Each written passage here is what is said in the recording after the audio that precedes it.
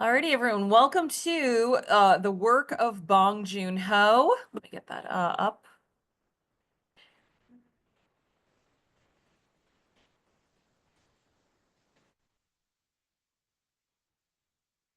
Go.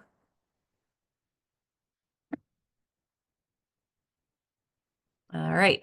So if you are not familiar with this director, you've probably heard of at least one of his films, if you follow the awards circuit, which was 2019's Parasite. And that was kind of the dark horse slash breakout winner of the Oscars. Its win sort of took everybody by surprise. A lot of people have been expecting Sam Mendes's 1917 to win because it checked all the boxes of things that Oscar voters loved. It had some, took some like had some flair with the camera because 1917 was shot to look like it was all one continuous take. It was a war movie. It was made by a director who'd been previously honored by the Academy. And then along comes this small South Korean film that not only wins Best International Feature, it wins Best Screenplay, Best Director, and then Best Picture. And as of this year, it is still the only complete foreign language film to win Best Picture. People have argued like, well, hey, everything everywhere all at once. There's Chinese in that, but I'm like, it's still not the majority language used in that film. But Bong Joon-ho has been working in film since the turn of the millennium, and he has really, with just, less than 10 films under his belt, really established himself as a filmmaker with a vision, someone to watch, and someone with a real point of view. And especially when we're kind of in this, at least in America, this age where there's more and more of a reliance on existing IPs and existing properties, the fact that he is still out there pushing along to make his own works or bring his own vision to the screen is still pretty great. And April is my birthday month, so I usually reserve this to talk about a director I truly love. And Bong Joon-ho is one of those people, and I'm very excited to talk with him, talk about him to you guys. Wow, sorry. Words, it's Monday. All right. So, if you are not familiar with who he is again, just I did discuss Parasite, but he's a director. He is from South Korea. He has made a few English language features, which we will get to. He is one of the director of Parasite, again, the only complete foreign language film to win Best Picture in the history of the Oscars. And my gosh, that's gonna be almost 100 years. He's also a K-pop fan. And what's interesting about Bong Joon-ho is he gets a reputation, and you can kind of decide if it's earned or unearned as a political filmmaker, a person who puts political commentary into his films. I guess I should just say warning right now, we are going to have to discuss politics somewhat here. I mean, number one, all art is political. However, politics do factor into a lot of Bong Joon-ho's work, some more so than others, as we'll see. And I do love this quote from him. This was from a New York Times article in the wake of Parasite's success, where it was about him kind of being a golden boy in South Korea, despite having detractors in there, people who are not actually consider his films to be hurtful to the country. But he said, like, I don't create movies for the country, in that he doesn't create movies for South Korea. I barely think about the concept of countries and borders. I really just pursue my own personal pursuits. And I mean, that right there is an artist.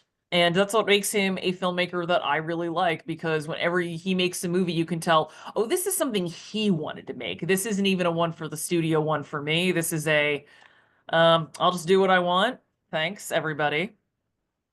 So before we move forward, we are going to have to take a little look at South Korean history. So I'm pretty sure people know the Korean War, the only war that has never technically ended.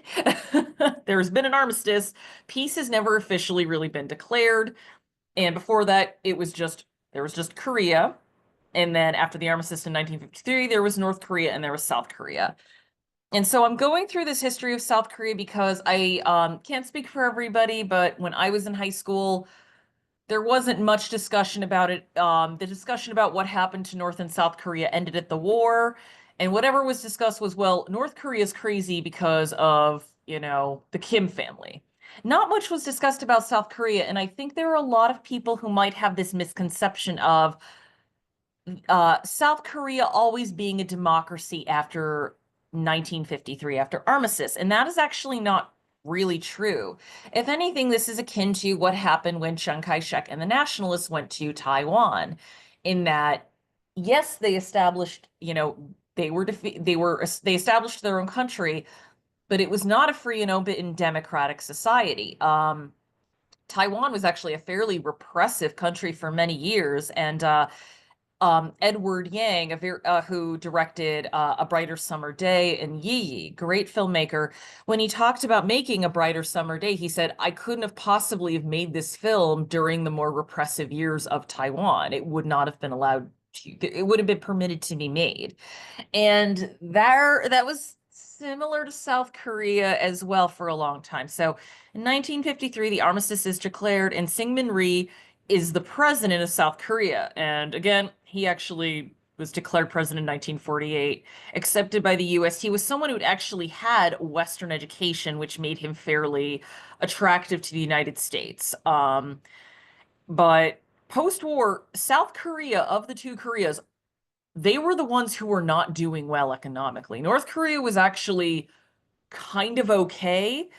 And Rhee's policies were also authoritarian. Again, this was not an open society.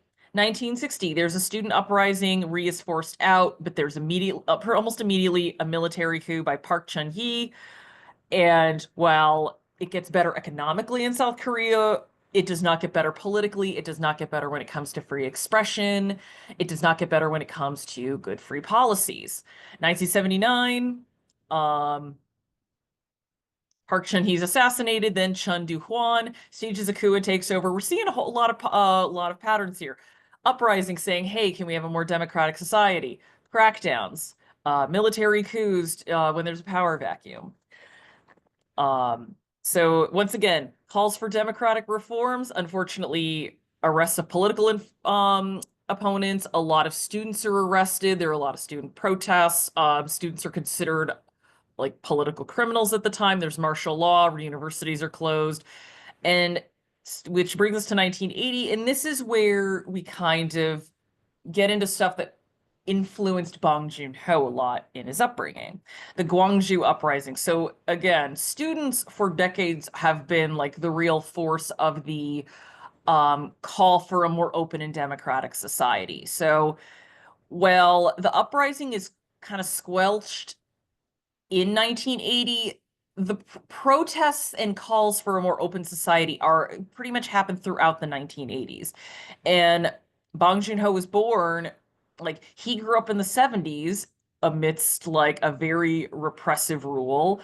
And then he came of age while all of these protests were going on. And in 1987, this is officially kind of when new South Korea, which is a lot more open, a lot more democratic, begins, although South Korea doesn't truly become a lot more open and democratic then until the 1990s. You might be wondering, why do we need to know all this history? Well, as I pointed out in the Pedro Almodovar program last year, in many cases with a lot of these filmmakers, especially if they live in societies where artistic expression and political expression are repressed, these inform artists a lot. So Pedro Almodovar grew up under Franco's Spain for a bit of his life. And then he also saw what happened when he died and when society became more free and open.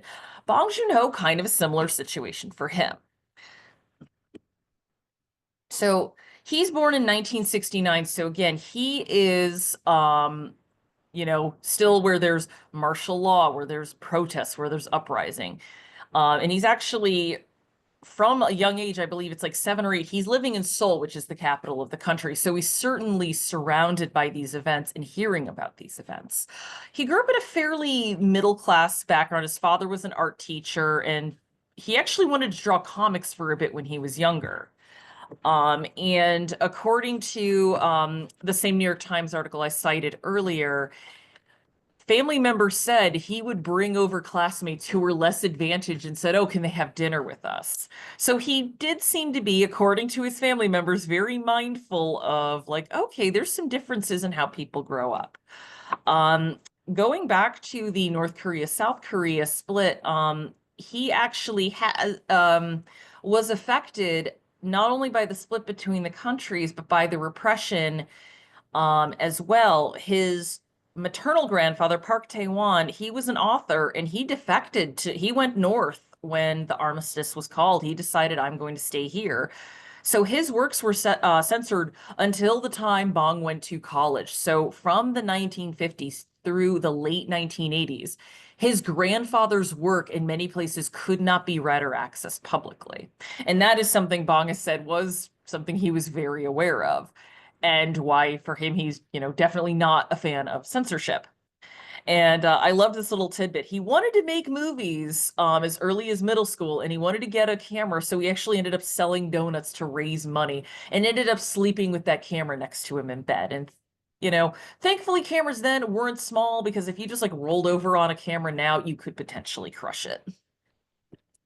So when he goes to school, he goes to Yonsei University, goes there in 1988. So 1 year after supposedly new South Korea begins.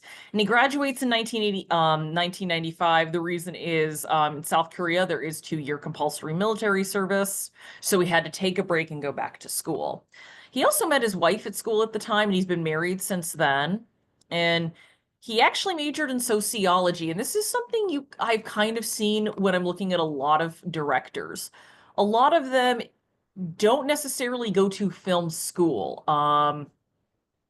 Like, I mean, obviously Martin Scorsese did, but Agnes Varda studied a lot of different artwork. She initially loved photography, and now we see Bong Joon Ho, who studied sociology. And although some of it was also this idea of like, I need to have a real major. I need something to be safe. And sociology did interest him. And you can actually, if you watch his films, you can definitely see a lot of that influence in his work. But the way he kind of worked film into his academic career was starting a film club, which was called Yellow Door. And it wasn't just with students at Yonsei, it was with other neighboring universities. So they would go, they would screen films. And this was still at the time where there was a little bit of uncertainty about what films could or could not be shown. If some films could have been considered subversive, some films could have been, banned under old leaders. So they would show that, and this was his exposure not just to cinema, but to films from around the world. And this was a fun little anecdote from a People magazine article. So they would hold film festivals, which weren't technically legal. They also didn't get the rights to show these things. Um, so they would have to make their own subtitles. And so they're like, okay, well, we need to learn English translated into Korean. And he says he learned a curse from translating Spike Lee films from English into Korean. And it's one of those that I can perfectly envision him doing that. In terms of how involved he was with campus politics, he has gone back and forth as to how involved he was. Sometimes he said he was definitely at the protests or a part of protests. Other times he has said he observed. And in many cases, I've noticed it depends on who he's speaking to. I was reading an article with which was a publication for Yonsei University. They were interviewing him as an alum, and he spoke very briefly about it's like, well, they were definitely around while I was there, versus when he speaks to the United States media, there's a slightly different story. And as we'll get to later, he might be trying to avoid too much ire of certain people in South Korea. And before he made his first feature, he pretty much, like, after going to college, hit the ground running with film. So he would basically do stuff like shoot wedding videos to make money. And I mean, that's nowadays wedding photography is where is that, but wedding videos, especially if they were traditional Korean weddings, that could actually make you a good amount of money. And he used that to basically not only get his foot in the door of the industry to kind of get his feet wet, learn skill, but it gave him money to survive while he actually tried to make his first feature. So 2000, he makes his feature debut with the film Barking Dogs Never Bite. And though this is his first movie, this is the one that is the least seen of all of his films. He became an international star, or at least like one to watch on the cinephile circuit pretty quickly. But Barking Dogs Never Bite has always, until very recently, been hard to get over here, despite it being his first film and one of Duna Bay, who is a pretty well-known global actress now, one of her first movies as well. So it's a very dark comedy. I should warn you, if you don't like violence against animals, you may want to proceed with caution with this film. An unemployed academic takes drastic action against barking dogs and kicks off a series of events. I feel like this is the best way I can describe this film without getting into too much. So some of it discusses the angst of an unemployed man and kind of feeling like he's not fulfilling his role, the role that society tells him he should have. And also this idea of what people do when they're pushed to the edge. But it's not successful in South Korea, and it wasn't really seen that much outside of that country. I think there's now been more of an effort to get it over, and of course, now with piracy, you can just see these movies. But when he had two big hits in South Korea back to back that became pretty well renowned globally, this never really made the jump. It was almost considered for a while to be the more embarrassing first feature. But this is what a lot of people consider to be the real debut of Bong Joon Ho. There's stuff that we see in Barking Dogs Never Bite, which we definitely see in his other films. But if you want to see, like, okay, this is the true debut of a filmmaker, i.e., a filmmaker with talent, a filmmaker who's one to watch, a filmmaker with a vision, 2003's Memories of Murder is his cinematic debut. It is a very heavy film to watch. It is based on a true series of murders that took place in the 1980s. Lee Chun-jae, who was eventually caught uh, long after this film takes place, and it is about these two detectives who are investigating these murders and becoming increasingly more obsessed with it and kind of um consumed with this very dark case and the effect it has on them as well. So it was based on a play by called Come to See Me, and obviously the real life crimes of Chun-jae. It also is the first time he collaborates with Song Kang-ho, who is also in The Host, Snowpiercer, and Parasite. Song Kang-ho, very well-known actor in South Korea. Great actor, by the way. If you ever want to look him up in other movies, I can at the very least say off of the top of my head, we have another film of his called Broker. And if you, I believe it's on one of the streaming sites, uh, Joint Security Area, which is from 2000, is a really good film to watch. And that's actually about the divide between North Korea and South Korea. And A Taxi Driver as well is great, and that's actually about the uprisings in the 1980s. He's a fantastic actor. Would highly recommend watching a lot of his performances. But this is a movie that blends a lot of stuff together, and this is what we see Bong being able to do very well is do these genre mishmashes, which don't seem scattershot, but they seem like they all blend together very well. Because we have based on a true series of crimes, so we have the true crime genre. There is political critique because again, this takes place in the 1980s. In the background, we hear about these student protests, we hear about martial law, we hear about these uprisings in the midst of these horrors being these more personal horrors being committed. We're seeing horror or hearing about horrors committed against the people of a country. And there's also comedy in it, which, as I'm going to talk about later, it'd be very depressing if there wasn't something going on. This was actually the most successful film in South Korea of 2003, and it made him kind of like a name to watch on the international circuit. People are like, "Oh, this Memories of Murder movie is really good. You should see it." But it's still unfortunately early 2000s, so it's not as easy to see in the United States unless you live in a major metropolitan area, and that's if they get it at all. But the next film is the one that really introduces a lot of audiences to him, and that is his monster movie called The Host. Once again reuniting with Song Kang-ho and with Doona Bae, who plays a Olympic class archer in this film. It's a monster movie and very inspired by another famous monster movie. So this is a big monster emerging from the Han River, which is near Seoul.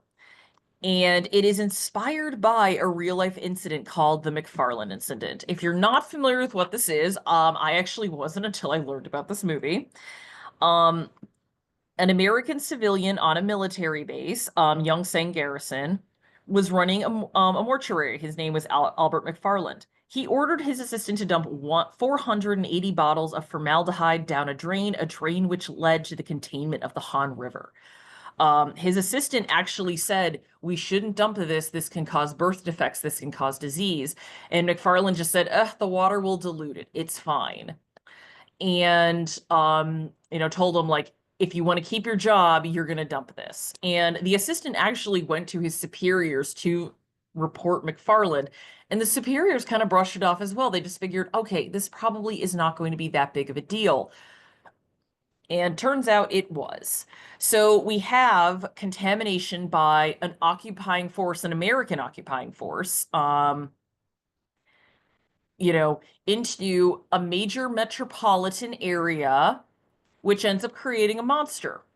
What does this remind us of? Oh, Ishiro Honda's Godzilla. Only instead of dropping an atomic bomb, this is pollution pretty much done, motivated by nothing more than greed and laziness. But it is this, you can't ignore the parallels to this movie and to Ishiro Honda's film, which was made almost, over 50 years prior. So, but the focus is a bit different. So for this, the focus is this small, lower class family. The mother is non-existent. The father's a bit dim, runs a food truck, but he does try to make sure his daughter has a good life. And then, unfortunately, the daughter is nabbed by the monster when the monster attacks. And the entire family bands together to try to save her. Now, this doesn't have the Hollywood ending that you would expect it to have, and a lot of Bong Joon Ho's endings aren't your typical Hollywood endings. They don't even have your typical Hollywood characters in many cases.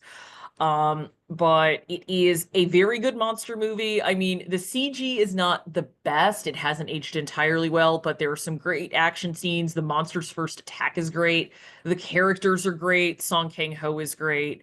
And this was a major hit in South Korea. At the time it came out, it was the highest grossing film in the country's history. And this was the movie that got more international distribution. I remember when I was in college, people were talking about this movie and saying, "Oh, you need to go, like if it's playing in Manhattan, go see it. It's great." So this is the movie that starts to get like cinephiles at the very least noticing. And it also kind of benefited because at the time, in the early to mid aughts, there was still kind of the runoff of the anime craze in Japan. There was also Crouching Tiger, Hidden Dragon coming out. So there was this heightened interest for a lot of things from entertainment from Asian countries, and there was more of a demand for that. So this was also kind of riding this hype of like, oh, hey, there's this cool monster movie out of South Korea. You need to see it. But despite it being a monster movie, it is not a brainless monster movie. It is, again, more akin to the original Godzilla film than I guess I could say your late 70s Godzilla films, which are really more just about monsters in suits fighting each other. But it is a really good film, whether you want a monster movie or you want something that is a grappling with something that an occupying force did to your country. So, so full disclosure, Mother was my first Bong Joon-ho film. I did not get to see The Host when it was in theaters, and I actually didn't see The Host until after I saw Mother. Mother is a fantastic movie, and I think it might be, other than Barking Dogs Never Bite, the forgotten Bong Joon-ho film. Because it doesn't have a lot of big action set pieces. It doesn't have a plot that's based on real events. It doesn't have Song Kang-ho. but it is still a great crime film, and it is a great examination of guilt and of, the ties that bind us to our family. So the tagline of this film is "She'll stop at nothing." And I saw this playing at the Coolidge Corner Theater when they were able to get it in 2010. So this is a single mother. She's an older single mother. She's doing acupuncture, not exactly legally, to make ends meet, and she has an adult son who is intellectually disabled. Her son is accused of murder one day, and she is determined to prove his innocence. And again, keep in mind the tagline of the film again is "She'll stop at nothing." As the film goes on, we start to unfold the details of what led to this girl's murder and who caused the murder, but also we start to learn about the mother and her relationship to the son. And we learn that at some point, the mother tried to end her life and her son's life because she was just at the end of her rope. So like the host, we have the family here. They are not living comfortably. They are living on the margins. They are poor. And this is something we kind of continuously see in a lot of Bong Joon Ho's work. The things that the mother has to resort to make ends meet, and what she's willing to do to protect her family, as small as it may be. Um, Poverty is not at the forefront of this film, but when you watch the film, you see how it influences her actions. A great lead performance as well. This was one where I kind of was like, "Oh, I wish it'd gotten over here in time for Oscar consideration," because in an ideal world, this could have at least been Best International Feature, but it is still a great film. I would really recommend seeking it out. This is one I don't want to spoil too much because there's a lot, half of the fun of watching this film is watching everything unfold. But this was the third straight hit for Bong Joon-ho in a row. And this was the sixth highest grossing film of Korea that year, and it became like a really modest success overseas as well. So at this point, Bong Joon-ho has kind of established himself as like this is a name to watch, and he had people who are willing to, at the very least, watch what he makes. And that ends up getting him his first English language feature with Snowpiercer, which I'm going to guess for a lot of people, if it wasn't Parasite, this was the first Bong Joon-ho movie you saw. I know I was hyped for it. I was like, okay, I've seen Mother, I've seen The Host, I finally saw Memories of Murder, I am here. And also, this plot just sounded cool. So it got a US release in 2014. The plot of this film, it's actually based on a French graphic novel called Les Transperces. And it is about a failed quick fix for climate change. So apparently they realized they're like, ooh, climate change is happening. What can we do really quickly? Uh, we'll do this. Oh no, it's freezing the earth too much, and basically almost everyone on Earth dies. The only people that are alive are on this train that travels the entire circumference of the Earth, going across at least 5 continents, headed by, what we could only probably draw an equivalent to is a maybe Jeff Bezos type of person. One of these very wealthy tech entrepreneurs. Um, Supposedly people thought the idea for the train was stupid, but you also were like, well, is this actually what happened, or is this Wilford, the maker of the train, just myth making around himself because he runs the train, he also controls the story and the mythology and the news. The way the train is set up is there's the first class wealthier passengers in the front, and then there's a lot of worker passengers, and then there's the people in the tail section who are the extreme poor. So people who probably consider homeless at this point. And these are people who got on the train by the skin of their teeth. And when the film opens, the people of the rear section, led by Curtis, played by Chris Evans, are trying to stage a rebellion to get to the front of the train. And then what they really want to do, they don't want to take over the wealthy part of the train. What they want to do is get to the head of the train where Wilford lives. And they're like, well, then we'll take over. We'll have a fairer train. Um, so this sets it up as a very, class war type of things, which it is. But the way this film ends goes a step further in a way that I'm still surprised it got made. And it was so little background history on the production of this film. Harvey Weinstein, disgraced producer, criminal. I think he's due in court again at some point. We all know who Harvey Weinstein is, and he's a bad person. But this was before he had been found, found out for who he was. But he was still known by a lot of filmmakers as Harvey Scissorhands, meaning he would try to acquire a lot of films for US distribution, but he would also make cuts against the director's wishes. And there's one scene he wanted to cut, which, if you've seen this film, it is a hand-to-hand fight between the tail passengers and soldiers who protect the front. And Bong Joon Ho just lied and said, "Oh yeah, that whole fight and that scene with that guy gutting a fish in front of them, that was actually something I made for my father. You can't remove it. That's gonna break his heart." And Bong's like, "Oh no, I lied about that. I just wanted to keep the scene in. I didn't want him to take anything out of my movie." And he succeeded. He kept his film intact. But the way that this story ends is it basically, and I'll discuss this as we get to the end of the program, it doesn't just go class war the way we would think, which is the rich passengers are, defeated by the poor passengers, and then everybody wins, the train is fair. No. The way that Bong Joon-ho writes the end of this movie is we need to get out of the train, as it were. And the train, let's just say the train's a metaphor for something, or at least that's how I read it. But there are, I would put the ending of Snowpiercer as one of the more radical endings I have seen to a film, at least a mainstream film in recent memory. But we will get to that a little bit later. So, coming off the success of Snowpiercer, he makes Okja, which is another English language film. And he once again reunites with Tilda Swinton. He gets another lot of other people. So Steven Yeun, he gets Jake Gyllenhaal, to be in this very multicultural and international cast. And again, his films when they have international casts, it makes complete sense. Like Snowpiercer, it makes sense there would be people of all different races and creeds and nationalities. And the same goes for Okja.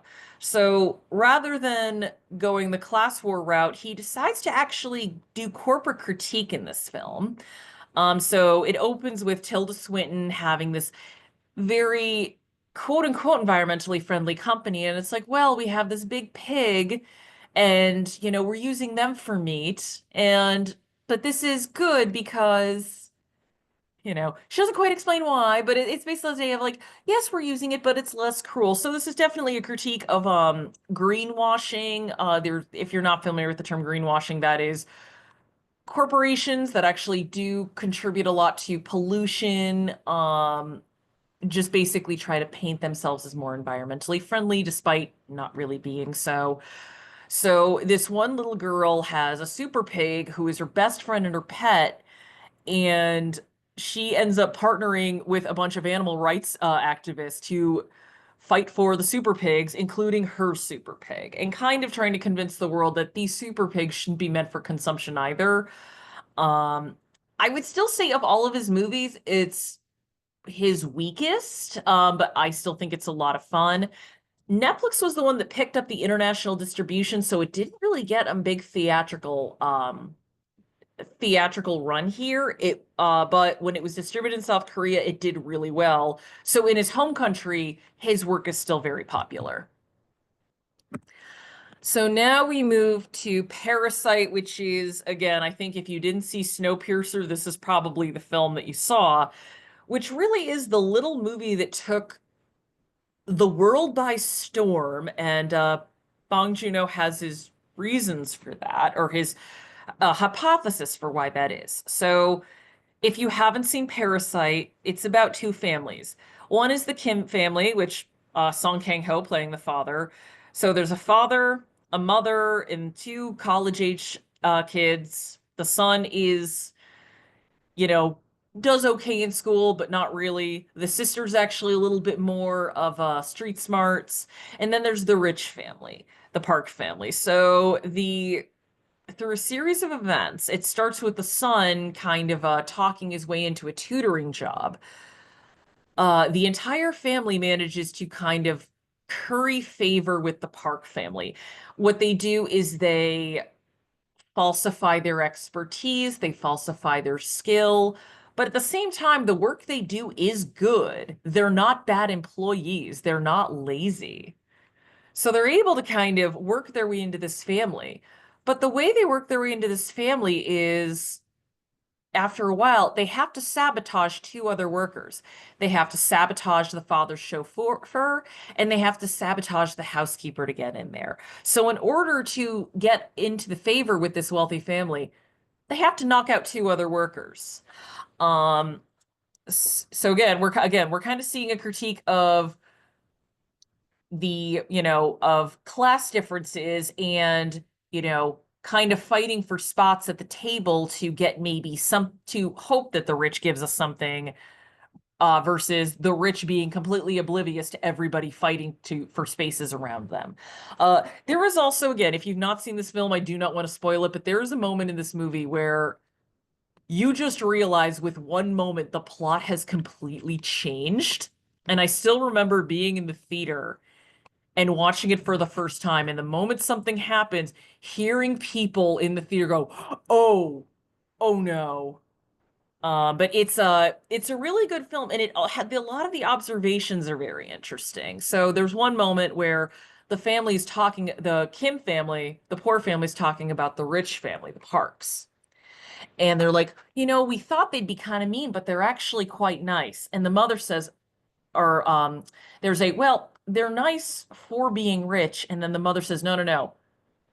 They're nice because they're rich. And it is this idea of, well, they don't really have to worry about too much. They don't have to fight for a job. They don't have to like elbow someone else out of the way just to get to a lower rung. They don't have to worry about their home being flooded. They don't live in a basement like the Kim family. They don't have to do menial jobs. So, of course, they can afford to be nice because life is pretty good for them.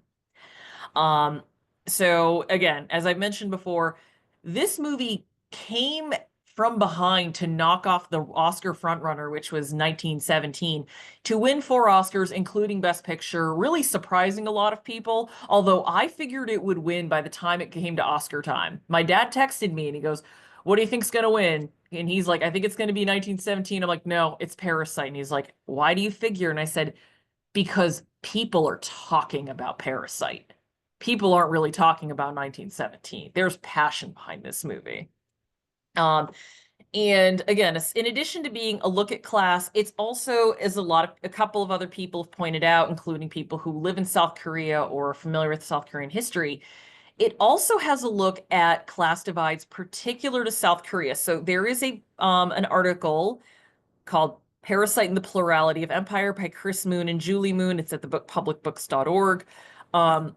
And this is an excerpt from the introduction that I would really recommend reading because it goes really in depth to this film, not just about class, but how history has influenced this film as well. So, quote, "It is only by looking at such imperial history that we see Bong's critique of Parasite is less of a, quote, universal cap of sorry, that Bong's critique in Parasite is less of, quote, universal capitalism than of particular imperialisms. Indeed, the film gestures not only to Western wealth, but also to pre-modern Korean history. For example, in its depiction of the scholar's rock and education as symbols of class mobility. Consequently, we can only understand Parasite's vision of capitalism and neoliberal globalization by understanding South Korea's history with patriarchal dominations from past to present, its experience with Chinese cultural imperialism and antiquity, Japanese settler colonialism in its early modernity, and finally, Western hegemony via contemporary neoliberal capitalism and U.S. militarism. These particular imperialisms undergird the aforementioned tableau. Parasite's violent struggles aren't just the result of differences between classes, Bong shows. Instead, this violence is the manifestation of the plurality of empire. And it's really good. One of the things that the Moons mention in this is modern capitalism, which, South Korea is right now, is not something that was really natural to that country. It was something that was kind of thrust upon the country post-war. And again, this long history of imperialism. So again, as I mentioned, China during World War II, the very brutal occupation by Japan. In fact, if we're really looking at the start of World War II by the offending powers, like Japan going to Manchuria in 1931 could be considered the start of that war. And then afterwards, we have like, we not only the authoritarian regimes in South Korea, but we also had American bases there. And in a lot of countries, there are very mixed feelings about about Americans there.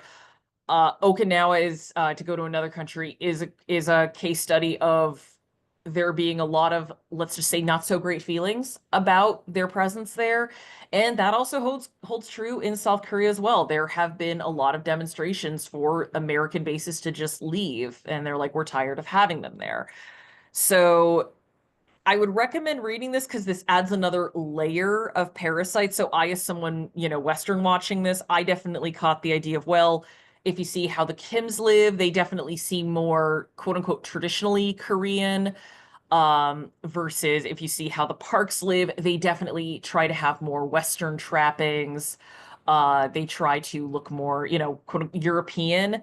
When I saw this with my mother, she actually had an interesting observation because my parents were in the military, they travel, and she goes, "Did you notice that the mother in the wealthier family uh, looked more looked more European?" I said, "What do you mean?" She goes, "Well, I don't know if they still do this, but back in the day, a lot of wealthier women in South Korea and in Japan would have surgery to make their eyes look a little wider, so they would look more American." Not just as conforming to a Western standard of beauty, but also kind of show that you had money. So, I mean, Parasite really is, if you're looking at it from a political point of view, it is a gift that keeps on giving. But we will get to some of the political stuff a little later. We are going to get to Bong Joon Ho's most current film, which is Mickey 17, which is an adaptation of Mickey 7 by Edward Ashton. People ask, like, well, why'd you change the title? Bong Joon Ho just thought 17 Mickeys was a lot more fun than just 7. So this is about a guy named Mickey, played by Robert Pattinson. He and his friend got in bad with a loan shark, and in order to get off the planet and therefore not die, they signed up to go on this ex-politicians little expedition to colonize a new world. You can draw a lot of parallels between the politician in this movie and some other famous people. Bong Joon-ho has said he was not influenced by one particular person, but multiple people. Although if you see the way Mark Ruffalo plays him, Mark Ruffalo's definitely making some choices. And Mickey signs up to be an expendable, which is you have your DNA copied, and every time you die doing dangerous work, because his whole point of an expendable is to die, you just get reprinted and then you do other things again. So he goes to do dangerous work repairing a ship. He goes on dangerous expeditions for scouting. He goes to check the air. Turns out there was a really bad bacteria in there that could kill you. So they had him take off his helmet and breathe and die. It is a lot of fun. It's if you liked Snowpiercer, you will probably like this movie. It's a little goofier than Snowpiercer. I heard someone describe it recently as slapstick dystopia, and I believe that is a very apt way to describe this film. But it is really fun. Warner Brothers could have done a whole lot more to promote this, but David Zaslav, I think, is out there to ruin everything fun. So it unfortunately kind of came and went in theaters, but I would still recommend watching it. So themes that you see reoccurring in Bong Joon-ho's films. So the first would be the past. Both real events, so the host and memories of murder inspiring these stories, just haunting these people, the main characters. So the murders the murders and memories of murder haunt the current characters, and you also see how they haunt the country as a whole decades later. Um, and in The Host, you have the McFarland incident, which is, I mean, when The Host was made, it was only 6 years out. But that was still, for a lot of people in South Korea, a very um, an incident that really broke their trust with the Americans who lived there and on that base. So you have that in Snowpiercer and Mother. These are characters that did horrible things. So in Mother, as I mentioned before, at one point she tried to end her life and her son's life, thinking it would be easier. Um, and the son, she thinks that he was too young to remember. We actually find out in the movie he does remember. He remembers all of it. And he, despite his challenges, does understand why he is angry at her, but he also comes to understand, like, why she was in that position. In Snowpiercer, Chris Evans' character, it is hinted that he did things to survive in the early days of the train that he doesn't want to talk about. And towards the end of the film, we find out what they are. And if you have not seen Snowpiercer, I'm not going to spoil that. Um, but what's interesting about how that plays into Snowpiercer is Wilford tries to tell him, like, you know that you have to do awful things to survive, and awful things have to be done just to keep things going, to kind of bring him to his side. It's very interesting, like, how certain people will weaponize the past against people to almost make them continue to do bad things. But this is actually one of the reasons I like Bong Joon Ho's work. His characters are not perfect people. He doesn't do the noble poor, that trope that we see in some things where it's like, oh, they're poor but they're proud and they just live good, decent lives. No, they make mistakes, they get angry, they commit crimes just like other people of any class do. He likes to write his characters as characters. And in a more humorous way, when we see in Mickey 17, the real reason they gotta get the heck off of Earth is like, oops, we made a bad choice in the past and we don't want to be pursued by mobsters anymore. There is also this idea of the past functioning as an abyss, as something that consumes these characters. And both Memories of Murder has this very iconic image of Song Kang-ho staring straight at the camera. It is almost as if he's staring into the abyss. So again, this event in the past acting is this, like, you're staring into almost a void of anything. Again, something that consumes your entire life. It is interesting to see how they play out in each of his films. So part of his style is comedy, and as I put it here, if there was no humor in some of these movies, it would be kind of a bummer. Like even Memories of Murder, which is about a serial murderer and rapist, has moments of comedy in there. One of the moments of comedy is a little not safe for work for me to talk about, but Bong does understand that you need levity in these films in order to keep them from being completely unwatchable. And again, here I have slapstick dystopia in Okja when the animal rights activists are able to rescue the super pig. One of the reasons they're able to get away is because the super pig poops and is able to ward off the people chasing it. Snowpiercer has there's a moment with the fish, and there is a great moment, I believe it is up on YouTube if you want to just watch it isolated, where Allison Pill plays a school teacher. And it is, teaching the children on the train about Wilford. And it is about a 5-minute moment of her playing a manacle kindergarten teacher, where it almost seems like she's in another movie. But since you've already watched Snowpiercer for about an hour, it makes perfect sense that the schools are like this here. But you have that moment of these tail passenger people looking at her like, what the hell are what are the front cars like? Do we really want? And there's actually Octavia Spencer's character almost has a look of like, do I even really want to be here? There's also another funny moment where they get eggs on New Year's Day, hard-boiled eggs. She actually gets ones. She just cracks one on the head of a little kid, just like, fine, that'll work. But yeah, some of these movies, you're not going to have fun if there's nothing to kind of keep you, to break the tension a little bit. And now we're getting to one of the more common themes that we see in Bong Joon-ho's work, which I've hinted at, which is class and workers. So I actually think this one little like shot from Parasite is great. So this is the son of the Kim family when he enters the Park family's home. So you see this big, very modern architecture style house. It almost looks sort of, it's the open concept, almost looks like a Frank Lloyd Wright house from the outside. You have the family portrait, you have the framed drawings by the kids. And also, of course, the mother thinks her 5-year-old son's drawings indicate that he is some sort of a genius artist.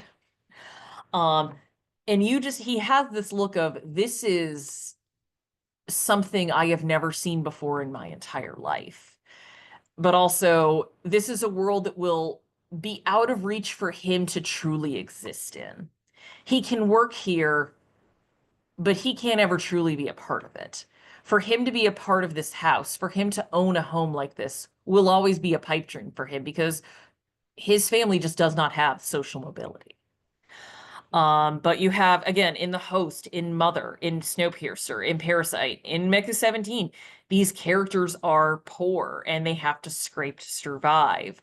And you also see, like with Mickey 17, the idea of you're an expendable, you're the one who's going to do all the dangerous labor. But we look at, think of how many jobs have to be done across the world to get very needed things that are very dangerous, and we just kind of brush them off as well. It's expendable. Think about coal miners and black lung, where back then it was just thought of, well, that's a danger of the job. That had this idea of, well, they're expendable to it. Um, Again, it may be slapstick dystopia, but there is a very big kernel of truth in the idea of we'll take these people, in many cases, people who are just trying to survive, and give them work that is definitely not safe. Or at the very least, it's like you're going to do hard work and not get paid very well for it. And again, you have in Parasite, again, this family that desperately wants to have the world of the wealthy family, but ultimately it is fleeting for them. It is forever a pipe dream for them, not something they can actually reach. Um, and as Bong Joon Ho has said, he thinks there's a reason that Parasite in particular resonated with people. And that's when we get to this. So, around the time this movie came out, there was an interview where Bong Joon Ho talked about what, you know, theorized why Parasite was so popular around the globe. I mean, it wins the Palme d'Or at Cannes. It's a global hit. I mean, it's not making billions of dollars, but people are seeing it and people are talking about it and people are recommending it. And he says, and he goes, I tried to express a specific sentiment to the Korean culture, again, like class in Korea and potentially a lot of other stuff as well. And he goes, and all the responses from different audiences were pretty much the same. And he says, essentially, we all live in the same country called capitalism.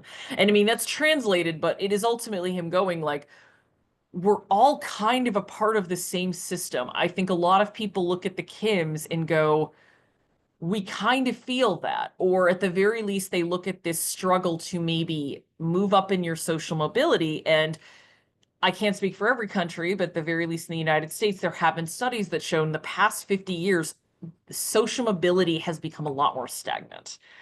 So he thinks that half the reason this movie is resonating with people is that people around the world can relate to at least some of the basic ideas in it. And that has led to Bong Joon-ho being called anti-American by his South Korean critics, which is very interesting. But again, in South Korea, there are some people who are still very much for Americans being in the country. And definitely criticizes left wing. Interestingly enough, Bong Joon-ho has said he doesn't really want to make political pictures. He doesn't consider himself to be a political filmmaker. He just wants to make movies about stuff that he finds interesting and stories he finds interesting. Um, but I mean, I kind of watch a lot of his movies and I'm like, doubt. But I mean, you know, if we're just going by his word, that's it. So again, you look at Parasite, Oakshaw, again, greenwashing corporations. There's also pinkwashing, which is like a lot of big businesses during Pride Month are like, hey, we're gay friendly. But then you see who they donate to, and it's like, uh-huh, all right, maybe not. And Then there's Snowpiercer, which, as much as I like Parasite, I still think Snowpiercer is his most radical feature. And it is because of how Snowpiercer ends. So, spoiler alert for a movie that's 12 years old now. The way Snowpiercer ends is you find out that Song Kang-ho's character has been collecting this stuff called Chronal, which is a drug that people use to get high off of in the trains. But it can also be used, it's highly flammable and highly explosive. What he has been collecting it for is a bomb. What he tells Chris Evans' character is, we need to get off the train. And of course, it's like, you can't get off the train, it's frozen out there. And he's like, no, no. I've been keeping an eye every time we pass this plane for the past couple of years. The, the snow and ice is melting off of the plane. It's getting warmer. We might be able to actually live outside. So, if we are looking at Snowpiercer as a piece of class war, you have the lower class passengers and the upper class passengers. And you think this movie is going to set it up for, again, the lower class people, they triumph. There's a more egalitarian society on the train. And then Bong Joon Ho says, no, this entire system needs to be gotten rid of. We need to build something new. That is a very radical idea. And again, one where I'm very shocked that that got past Harvey Weinstein. I'm like, oh man. But science fiction has also been used traditionally to explore a number of different political ideas and political philosophies in there. There's Robert Heinlein, there's Ursula K. Le Guin, there's Octavia Butler, Margaret Atwood's. Everyone brings up The Handmaid's Tale, but I would actually bring up the Oryx and Crake Matt Adams series even more. The idea of politics and science fiction is really not that far-fetched. Um, so and again, one of the reasons, going back to his South Korean critics, that he made two more English language movies was because in the 2010s, the South Korean government was a lot more conservative and he was actually blacklisted. So he just decided, like, all right, I'm gonna go work overseas for a bit so I can, make the films I want to make. And then he came back to make Parasite. So this is someone who has been considered almost by some in South Korea a dangerous voice. And then by the time Parasite wins global acclaim, suddenly he's being claimed as like, oh, we're so proud of him. Look at what he's doing for our country. But again, this is why I would recommend his films. Like, I mean, I would certainly consider his films to be political, but they're also not films that are condescending to you. They're not movies that are like, you're too dumb to get this. I'm just going to spell this out for you. These are films you can watch. These are films you can kind of chew on and go like, well, maybe he is saying something different. Maybe there's something there I'm missing. But again, I think in an era where I think we're all starved from some more intellectual content, he's definitely a guy that is one to watch. And if you have not seen any of his work, I hope you seek it out.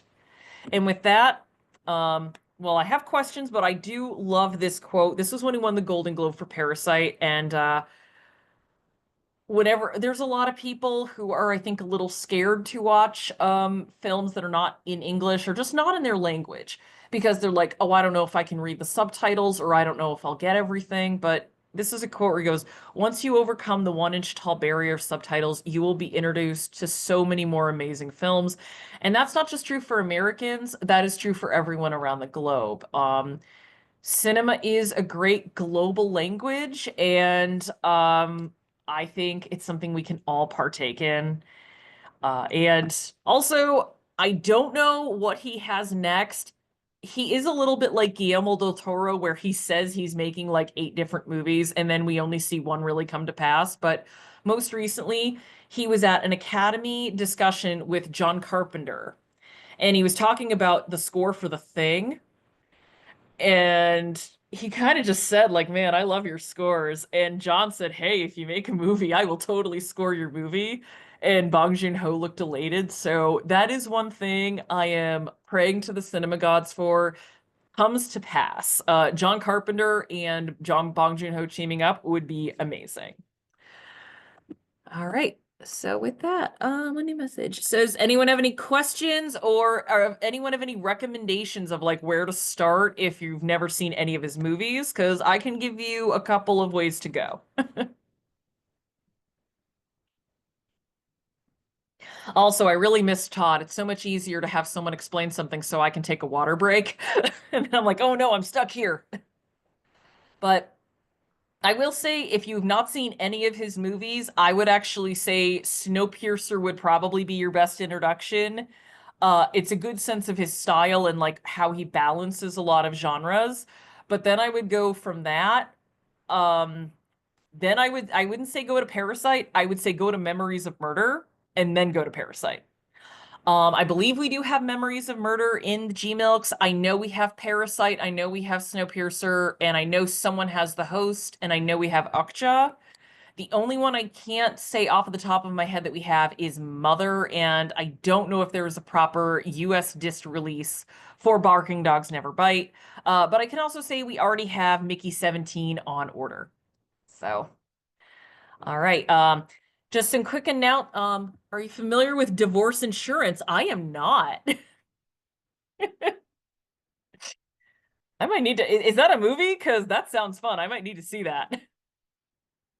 But just a couple of our programs coming up. So next month, Todd and I, he will be free from our town by that point. Small promotion for him. If anyone's familiar with the Community Players of Concord, he is going to be in their production of Our Town. It's going to be, I think, the first weekend of May. If anyone wants to go see him and go, hey, I know you from the internet. But we are going to be talking about, oh yeah, Snowpiercer is a great place to start. Surprising, definitely. I still remember seeing the end of that movie going like, oh, whoa. 2525. All right. Um, we're going to be talking next month about Stephen King on screen. So we are going to be looking at Stephen King adaptations.